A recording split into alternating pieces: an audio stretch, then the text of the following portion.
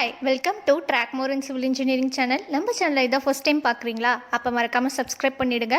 Subscribe பண்ணிவிட்டு பக்கத்தில் இருக்க பெல் ஐக்கன் ஆல்னு இருக்க ஐக்கனை ப்ரெஸ் பண்ணிவிடுங்க. அப்போ தான் நான் போடுற வீடியோஸில் உங்கள் யூடியூப் இன்பாக்ஸில் நோட்டிஃபிகேஷனாக வந்து சேரும். மேற்கொண்டு நான் போடுற வீடியோஸில் உங்களால் பார்க்க முடியும். வாங்க வீடியோக்குள்ளே போகலாம். Hi welcome to TrackMore YouTube channel.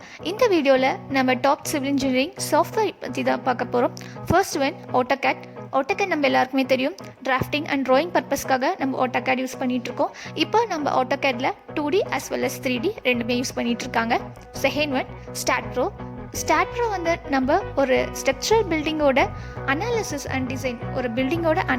And design பர்பஸ்க்காக நம்ம Staad Pro யூஸ் பண்ணிகிட்ருக்கோம்.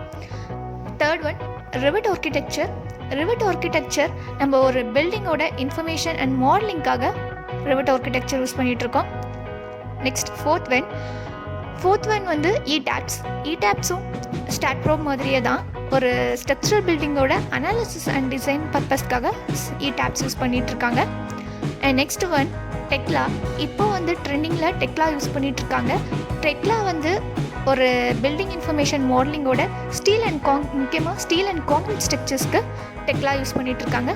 தேங்க்யூ.